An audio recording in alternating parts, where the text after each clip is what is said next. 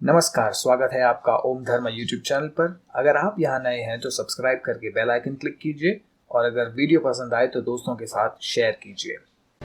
किन्नर एक ऐसा समुदाय है जिसको लेकर अक्सर हमारे समाज में एक जिज्ञासा बनी रहती है। एक तरफ जहां इन्हें शुभ अवसरों पर खुशी खुशी आमंत्रित किया जाता है, वहीं इसका एक दुखद पहलू ये भी है कि इनको कभी भी खुले मन से स्वीकार नहीं किया जाता। वहीं किन्नर समुदाय के बारे में ऐसी मान्यताएं भी प्रचलित हैं कि वे जिसके सिर पर भी हाथ रख दे उसकी किस्मत के सितारे चमकने लगते हैं, और अगर वो किसी को बद्दुआ दे दे तो उसकी अच्छी खासी जिंदगी भी खराब हो सकती है। तो क्या इनकी दुआओं और बद्दुआओं से सच में किसी का जीवन प्रभावित हो सकता है?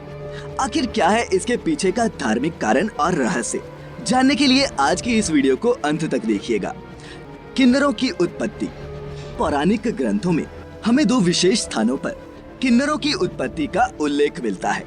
पहला ये कि वे ब्रह्मा जी की छाया अथवा उनके पैर के अंगूठे से उत्पन्न हुए हैं, और दूसरा ये है कि अरिष्ठा और कश्यप ऋषि उनके आदि जनक थे।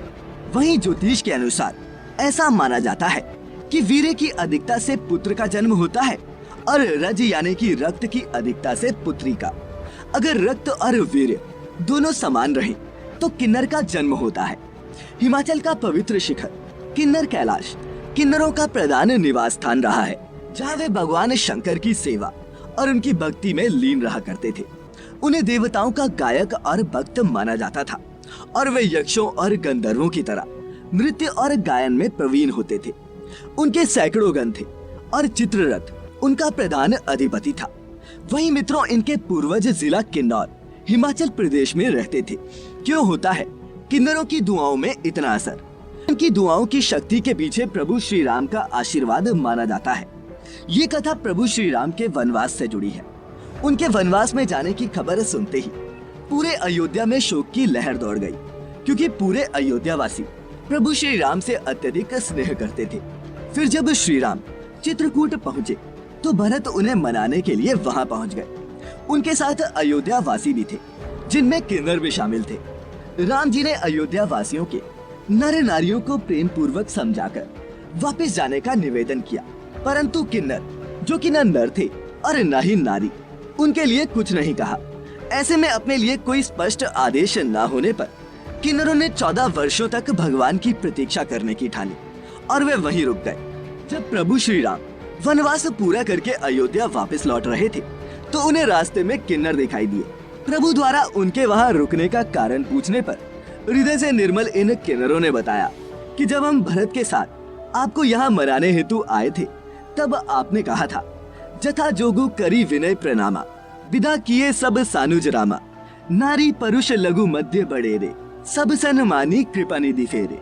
जिसका अर्थ हुआ कि जब छोटे भाई और सीता सहित श्री राम अयोध्या छोड़ रहे थे तब उन्होंने विनय एवं प्रणाम करके छोटे, मध्यम और बड़ी उम्र के स्त्री और पुरुषों को सम्मान के साथ लौटा दिया था।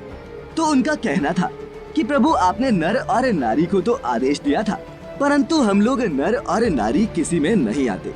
आपने हमारे लिए कुछ भी नहीं कहा और इसीलिए हम लोग तब से आपका इंतजार कर रहे हैं। किन्नरों के इस भाव को देखकर प्रभु श्री राम भाव विह्वल हो उठे और किन्नरों को गले लगा लिया। मान्यता है कि भगवान राम ने तब इन्हें ये वरदान दिया था कि तुम जिन्हें अपना आशीर्वाद दोगे उनका कभी अनिष्ट नहीं होगा और तुम्हारी दुआएं सबके लिए मंगलकारी साबित होंगी। इसीलिए बच्चे के जन्म से लेकर विवाह हो या फिर कोई भी और शुभ अवसर, इन्हें बड़े ही प्रेम पूर्वक आमंत्रित किया जाता है और इनकी दुआएं ली जाती हैं। वहीं दूसरी तरफ ऐसा भी माना जाता है कि अगर इन्होंने किसी को बद्दुआ दे दी तो उसका अमंगल होने की संभावना होती है और इसीलिए इनका कभी भी मजाक नहीं उड़ाना चाहिए।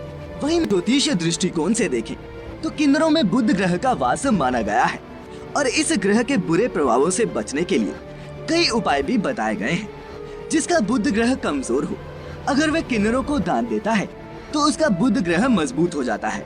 ऐसा भी माना जाता है कि यदि किसी के जीवन में दरिद्रता यानी कि गरीबी प्रवेश कर गई है तो वो किन्नरों से एक सिक्का लेकर अपने पास रख ले तो उसके जीवन से दरिद्रता दूर हो जाती है। इस समुदाय में आज भी गुरु शिष्य की परंपरा का चलन है। किन्नर अक्सर मांगलिक कार्यों में आते हैं, इसीलिए ये अपने आप को मंगलमुखी मानते हैं।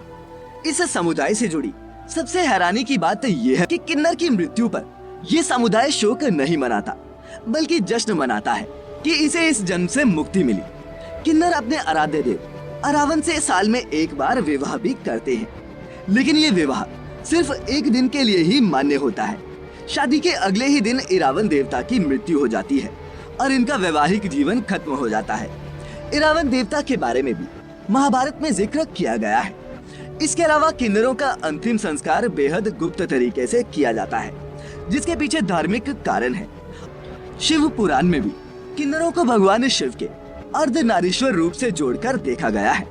तो मित्रों, आपने देखा कि किस लिए हमारे बड़े बुजुर्ग किन्नरों की दुआओं को शुभ और असरदार मानते आए हैं।